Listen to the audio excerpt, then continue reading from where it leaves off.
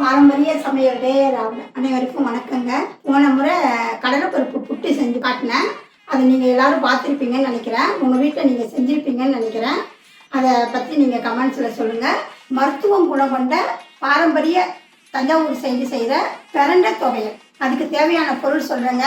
பிரண்டை ஒரு கப் அளவுக்கு நான் எடுத்து நல்லா இளம் பிரண்டையாக இருக்கணும். அதை எடுத்து தோல்லாம் எடுத்துட்டு அலசி வச்சுருக்குறேங்க.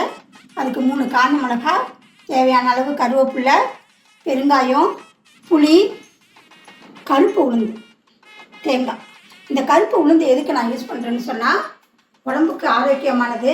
அதுக்காக நான் அந்த கருப்பு உளுந்தை நான் பயன்படுத்துகிறேன். தேவையான அளவு உப்பு சேர்த்துக்கேன். இப்போ கடாயை போட்டிருக்கோங்க. கடாய் சூடு வந்ததும் தேவையான அளவுக்கு நல்லெண்ணெய் ஊற்றி ஃபஸ்ட்டு இந்த காஞ்ச மிளகாயை நம்ம இளஞ்சூட்டில் நல்லா வறுத்து எடுத்துக்கணுங்க. மிளகாய் வறுபட்டுடுச்சுங்க. இந்த மாதிரி பதத்தில் நம்ம வறுத்து எடுத்துக்கணும். இப்போ அடுத்ததாக இந்த கருப்பு உளுத்தம் பருப்பை போட்டு நம்ம நல்லா பொரித்து எடுத்துக்கணுங்க. இந்த பதத்தில் வறுத்து எடுத்துக்கணுங்க. நல்லா சவுந்தி கொஞ்சம் கூடுதலாகவே நல்லெண்ணெய் சேர்த்துக்கலாங்க. இப்போ நம்ம இந்த பிரண்டையை எடுத்து நல்லா கழுவி வச்சுருக்கிற பிரண்டையை எடுத்து வச்சுக்கணுங்க. இந்த பிரண்டை ரொம்ப இளம் பிரண்டையாக இருந்தால் தான் உரித்து எடுத்ததில் கையை அரிக்காது, நம்மளுக்கு சுவையாகவும் இருக்கும். இந்த பிரண்டையை நல்லா இந்த எண்ணெயில் நல்லா வதக்கணுங்க. நல்லா வதக்கினாதான் நமக்கு தொண்டையில் அந்த கரகரப்பு தன்மையெல்லாம் இல்லாமல் இருக்கும். இது வதங்கக்குள்ள தேவையான அளவு உப்பு போட்டு வதக்கிடுங்க. இதுக்கு தேவையான அளவு உப்பு போடுறேன். இப்போ நல்லா இந்த பிரண்டை வதங்கிடுச்சிங்க. இந்த பக்கம் வந்ததும் நம்ம எடுத்துடணும். இந்த தேங்காய் போட்டு இதே எண்ணெயிலேயே நல்லா வதக்க போடணும். நல்லா இந்த பதத்தில் நல்லா வறுத்து எடுக்கணுங்க. அப்போ தான் இந்த துவையல் ஒரு நாள் இருந்தால் கூட நமக்கு கெட்டு போகாமல் இருக்கும்.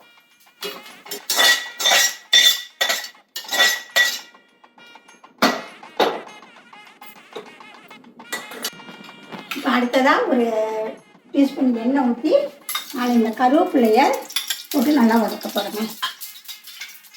கருவேப்பிலை,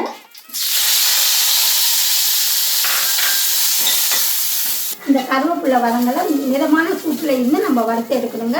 அதோட புளியும் பெருங்காயமும் சேர்த்துக்கணும். இப்போ பெருங்காயம் சேர்க்குறேங்க.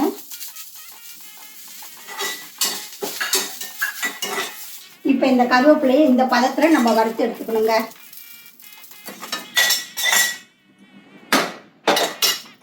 இப்போ வறுக்கிற ஐட்டம் எல்லாம் வறுத்து எடுத்தாச்சுங்க. அடுத்தபடியாக இதுக்கு தேவையான அளவுக்கு சின்ன நெல்லிக்காய் அளவுக்கு ஒரு சைஸில் புளி எடுத்துருக்கேன். இந்த புளியை நம்ம இதில் சேர்க்குறோம். வறுத்து எடுத்து இந்த பொருளை 5 நிமிஷம் ஃபேன் காற்றுல ஆற வச்சு நம்ம இப்போ கொஞ்சமாக தண்ணி விட்டு நம்ம அரைக்கணுங்க. ரொம்ப தண்ணி விட்டு அரைச்சா துவையல் மாதிரி இருக்காது, அது சக்தி மாதிரி மாறிடும். வறுத்தெடுத்த இந்த பொருள் 5 நிமிஷம் ஆயிடுச்சுங்க. நம்ம இப்போ இதை எடுத்து மிக்ஸி ஜாரில் மாற்றி நம்ம துவையெல்லாம் அரைக்க போகிறோம்.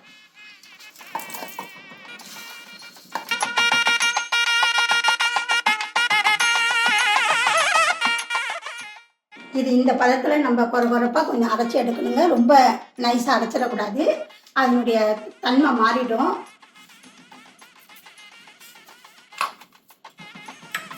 பிரண்டை துவையல் ரெடி ஆகிடுச்சிங்க. இதை நம்ம முன்னாடி கொஞ்சம் சாதத்தில் போட்டு நெய் போட்டு சாப்பிட்றதுக்கு சுவையாக இருக்கும். தயிர் சாதத்துலேயும் நம்ம தொட்டு சாப்பிட்லாங்க. இன்றைக்கி இருக்கிற பெண்களுக்கு நிறையா பேருக்கு முட்டி வலி இருக்குதுங்க. அதுக்கெல்லாம் இது தொட்டு சாப்பிட்டா ரொம்ப மருத்துவ குணம் கொண்ட இந்த பிரண்டை துவையல் ரொம்ப நல்லதுங்க உடம்புக்கு. இதை நீங்கள் உங்கள் வீட்டில் செஞ்சு பாருங்கள். இதை பற்றி கமெண்ட்ஸில் சொல்லுங்கள். சப்ஸ்கிரைப் பண்ணாதவங்க சப்ஸ்கிரைப் பண்ணுங்கள். நன்றி, வணக்கங்க.